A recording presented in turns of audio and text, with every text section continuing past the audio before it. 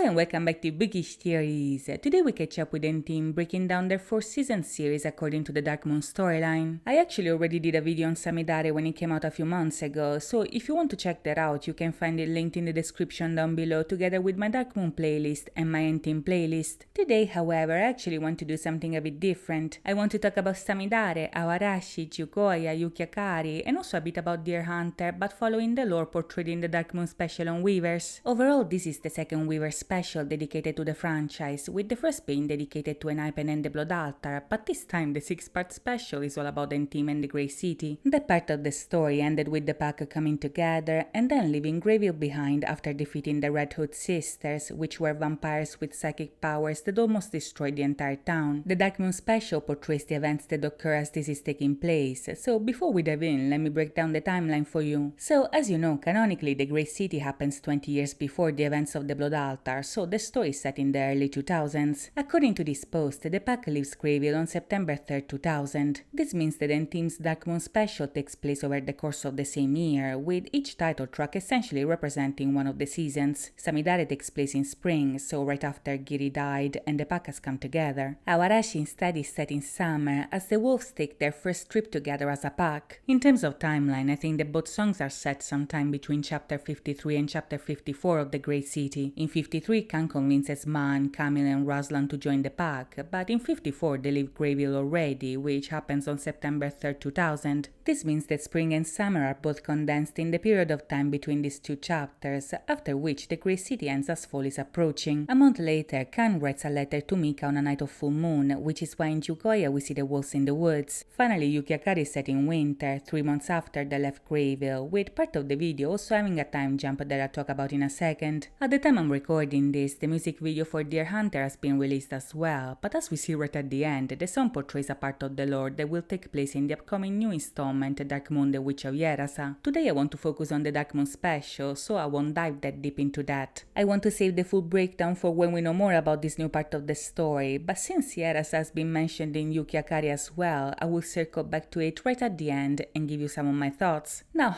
let's start off with Samidare and take a look at what is happening according to the lore. The chapters of the special dedicated to spring are called Wet from an Early Monsoon, and at this point the pack is still adjusting to the new reality they are experiencing. Giri, the alpha of Najak, Tile and Enzi's pack as well as Khan's mentor, has died as a result of the battle against the Red Hood sisters. Khan is now the alpha, and the pack has grown consistently since. Initially it was just Khan, Najak, Tile and Enzi, just like in real life. Then the twins Luca and Louis joined because they discovered that Khan is a literal Khan, that is, the leader of the lycanthropes chosen by Varker, the wolf god himself. Eventually Khan invited Man, Camille and Ruslan to join as well because they lost everything as a result of the Red Hood sisters. In the Grey City they were both victims and pawns of the vampires because they were hypnotized by the sisters and forced to do their bidding without their consent. Now they're learning to function again as free wolves, but the dynamics within the pack still need some adjusting. The Samidare section of the special begins a month after Giri's death. Khan and the original members of the pack are still grieving his passing, but the one who is the most affected is Tile, who still writes him letters to let him know how they are doing. As the cherry blossoms bloom in the spring, Tile remembers that those were Giri's favorite flowers, and as he comes to terms with the fact that he's not coming back, he wonders if the pack will be alright even without him. This is honestly a fair question because at this point in time they argue on a daily basis. Man, Camille and Ruslan were hypnotized into siding with the vampires, so there is still a lot of tension between them and the rest of the pack, especially considering that their actions contributed to Giri's death. As we see in Samidare, Enzi and Camille especially fight all the time. On the one hand, Enzi is still grieving, so he kinda takes it out on the other, who was his enemy until recently. On the other though, Camille is super defensive. He keeps insisting that it's not their fault that Giri died, so they should shut up about it and get on with their life. Camille crosses the line so often that even Man confronts him about it. He tells him to keep it down because now they're in the same pack and they have to coexist, but Camille doesn't want to hear it. He lashes out even against his own brothers, so much so that Ruslan gets scared and Man gets even more frustrated. In order to alleviate the tension, Luca proposes to have a picnic all together so they can chill and take a breath. They all accept, some more enthusiastically than others, but the outing has the opposite effect. The angry ones get even angrier, and when they play basketball, the tensions rise even more during the game. Khan was hoping they could work things out in the court, maybe release some bitterness, chill out for a second, but Enzi ends up making things worse. The more he watches the newcomers, the more he cannot fathom how people as strong as them could have fallen victims of the vampire vampires. He's looking for a scapegoat basically, because every time that he looks at them, the image of Giri's death replays in his head. On a rational level, he knows that it's not their fault and they too were victims, but when emotions take over, all he wants is to blame them for everything. When him and Najak see that Tal still carries the group photo with him, things get even more emotional, and the game concludes with Enzi angrily breaking the backboard. As they head home, Tal and his picture end up being the source of a huge fight, which is also what we see in the video. The newcomers accidentally bump into Tal, making him trip. As a result, the picture ends up on the ground, and since it's starting to rain, the photo gets ruined. This is the final straw for the original pack. Enzi gets mad, but it's Najak the one who draws the first punch. In the video we see him hitting Mahan, Fuma's Carter, but in the comic he actually punches Kamo, Joe's Carter, because he accidentally stepped on the picture. Either way, Najak's attack causes Enzi and the newcomers to do the same, so you have the 5 of them pulling each other's hair, Khan, Luca and Louis trying to break the fight, and Tal crying in the corner. All of a sudden, however, the rain stops, the sun comes through the clouds, and a rain of cherry blossoms begins to fall on them. That's Giri's favorite flower, so they see that as a sign to stop fighting and allow themselves to embrace the spring. Paradoxically enough, the only way for them to move on is for them to stop. They have to stop fighting, stop blaming each other, stop ignoring their grief. Embracing the spring means to welcome a rebirth and accept a new season of life, so Samidare ends with them stopping the fight and literally acknowledging this change of season. With Aoarashi, we move on to the summer of 2000, and in this season the pack goes on their first trip together. At this point they're still living in Greyville, but Luca and Louis are actively looking for a new place for them to settle in. Under their guidance, the pack arrives to the port city of Maruama, but as they divide into pairs for a recon, Ruslan and Tal dream to go on holiday. Even if the vampires might still be around, the two of them long for adventure, they want to have fun, which, to be fair, is not an unpopular opinion. This trip to Maruama is supposed to be their first vacation as a pack of 9, but Luca and Louis, who organized it, wander off all the time to mind their business. Enzi encourages Khan to start behaving like the alpha he is and go talk to them, but when the twins eventually show up, they have bad news. During their recon, they found traces of vampires not far from there, so Maruama is not the right place for them to stay long term. Still, for the time being, the two of them suggest to go rest at an inn they saw earlier. They're so insistent about it that Najak actually side-eyes them, he doesn't trust them, and when they get there, his intuition proves to be correct. The inn turns out to be an abandoned house half destroyed by a recent attack. Khan immediately clocks the scent of other wolves, and it seems that they've recently fought against vampires. Among the debris, however, they also find a board with a logo on it, and this logo is actually the reason why Luca and Louis are so interested in that place. That symbol is the symbol of Wolfsbane, which was the holy order of knights that guards the blood altar. Bear in mind, the blood altar is located in the main temple of Vargar the wolf god, so back in the day it was the most sacred location of the kingdom of Vargar. If you want to know more about it, you can actually watch my breakdown of the Priestess Oath, which was one of the versions of Enhypen's memorabilia. The book talks about the different tribes of the kingdom, their cultures and beliefs, but it also expands on the society of the werewolves. It explains the difference between different types of wolves, what's up with the Khan, as well as the importance of Wolfsbane within the kingdom. This is important because in the story, Luca and Louis are actually active members of Wolfsbane, so they're very loyal to this order. In the special, we discovered that the reason why they led the pack to Maruama was because they knew that Wolfsbane had a base there, so they wanted to see if they could find survivors. This is actually a source of tension because the twins seem more loyal to the order than to the pack. Khan reminds them they are a family now, so whatever burden they carry, the rest can carry along with them. This experience eventually makes them bond even more because this is the moment they finally understand that they're all in this together, High School Musical style. As a pack they are a family, and a family shares both happiness and sorrow. They always have each other's back and they never leave people behind, so now that they got that out of the way, they can finally enjoy the trip like the vacation it was supposed to be. Like we see in Aoarashi, the pack chills in the abandoned base, they have fun in the pool, and eventually they enjoy the light festival watching the fireworks and eating snacks. After Aoarashi, the pack canonically goes back to Greyville, but they eventually decide to leave for good to protect the village from future vampire attacks. On September 3rd, 2000, the pack says goodbye to the inn and prepares to leave, but Mika catches them right on time. Khan tells her to take care of Giri and his mom, both buried at the Greyville cemetery, after which they bid farewell and leave the town to go find happiness. This brings us to the next chapter of the special, which is set a month after their departure. This is the episode dedicated to the fall, and even if it doesn't have a specific video associated to it, I personally think that the closest one might actually be Jukoya, which has the same setting. In the episode, we discovered that after leaving Greyville, the pack settles in Kaelin, a port city 3 hours away by boat. Kan has found a job as a barista in a cafe. Najak works as a security guard. Luke and Louis work as contractors, while the others seem to be still in school. As always, Tal is going through it, this time because he misses Mika. He tries to make marron glacés because they remind him of her, but he ends up making a mess, and this makes him even angrier. Anyway, for the most part, life in Kaling seems pretty chill. They're very happy there, and on their first full moon out of Greyville, they decide to go camping in the woods to experience their transformation as freely as possible. Back in Greyville, they had to hide. It wasn't a good experience at all, but now they can transform without worries and enjoy the full moon together as a pack. This applies for all but for Kan, who doesn't transform under the moon. Don't forget, the other members are Lugarus, but he's a lycanthrope. He's a descendant of Varger himself, so he's not subjected to the same transformation. At this point of the story, he doesn't even know it yet, because he will discover it 20 years from now, but we know it because we already saw that part of the story back in the Blood Altar. So, while the pack is running around and howling to the moon, Kan actually writes a letter to Mika. He tells her where they are, what they're doing, he tells her that they're happy now, but at the end he lets it slip that he misses her and that he wishes Mika could be there with them. Kan puts the letter in an envelope, but then he decides to burn it, thus saying goodbye to his dear friend for good. This brings us to winter, which is covered by the last 2 chapters of the special. The events that take place in this season are the ones that we see in Yukiakari, the song that concludes the 4-season series. At this point, 3 months have passed since they left Greyville, but no matter where they went, they couldn't find any other werewolf. They might have chosen to live among humans, but this absence makes them feel lonely, so Kan decides to lead them on a quest to find more about their roots. As we also see in the video, he follows the information that he found in his mother's diary. As we also saw in the Grey City, Kan's human mom found him in the field north of Greyville. His biological werewolf mom brought him to safety after their entire tribe was wiped out by vampires. The wolf mom eventually succumbed to her injuries, but before dying she begged a woman who was just walking by to please take care of her baby. The woman had found them just in time, almost by destiny, so she decided to honor her request and raise the child as her own. In the diary, Kan discovers that he was found in the homeland of the lycanthropes, so he decided to bring the pack there to look for fellow wolves and relieve the anxiety. Thing is that Kan's wish comes true in the worst possible way, because when they get there they do indeed find a wolf, but a very agitated one. As we also see in the video, Ruslan, Arua's character, ends up getting attacked by the wolf. Since it's against the law of the wolves to harm their own kind, Kan tries to reason with the stranger, but this wolf is too upset. He calls them traitors, he tells them that they have abandoned their own kind. Something is sketchy here. They have no idea what's he talking about, but the wolf is being aggressive because he's scared. In the comic we also see that he only has one eye, so he was injured before, and whoever did that might be the wolf that possibly betrayed their own kind. Now this is just my opinion, because we still don't know what's he referring to here, but my theory is that this wolf was actually one of the wolves captured by Dardan's werewolf trafficking ring. That's the operation that the wolf pack and the vampire brothers discover in the Blood Altar. The same one that will capture Man, Camille and Ruslan, and that the gang will disrupt in the events also portrayed in andTEAM's Future Perfect. Even if the Blood Altar takes place 20 years in the future compared to this situation, we know that Dardan had been doing that for years at that point. Not only that, in the web novel they also revealed that some werewolves betrayed their own kind to capture wolves on behalf of the vampires, so it kinda fits. Again, this is just my opinion, but I think that the wolf calling them traitors could be a clue that he was betrayed by some of his own kind and captured to be trafficked. It's possible that he attacked Ruslan because he mistook him for one of the traitors, and when the rest of the pack joined, he got even more scared and upset. Despite Kan's attempt at reasoning with him, the wolf backs away and ends up falling down a cliff to his death. That was the first wolf they ever met outside of the pack, but now he's dead, and Kan blames himself for it and Ruslan's injury. The trip he made to fix his anxiety made it even worse, so he leaves to actually find his roots. As we also see in the video, he ends up finding a structure with an altar right in the middle. That's the same location where the ritual of the blue flower took place. Again, go watch my video about the priestess oath to know more about it, but basically this was the place where Kan officially became a Kan. The ritual is meant to pass down the name and the power it represents, and it was during this ceremony that the vampires attacked and ended everyone. Kan was saved by his mother, who died right after the human mom found them, but Kan was so little and traumatized that he forgot all about it. Now that he found the place again, however, memories of the past start rushing back, and he's overcome by grief. The roots that he was looking for don't exist anymore. His people are gone, and what's left of their tribe is ruins and scars. As the only survivor, Kan wonders if if he's even worthy of being an alpha, but this is when the pack finally finds him. Ruslan is the first to comfort him, showing that he has no need to feel guilty about his injury. When he hugs him, his heartbeat gives him hope, and when the pack surrounds him, Khan finally has a revelation. Even if the past is gone and that root has been destroyed, they still have each other. As long as they stay together, they can be each other's root, they can endure, they can resist. The vampires and traitors that wanted them gone have failed because they still exist. They're still alive,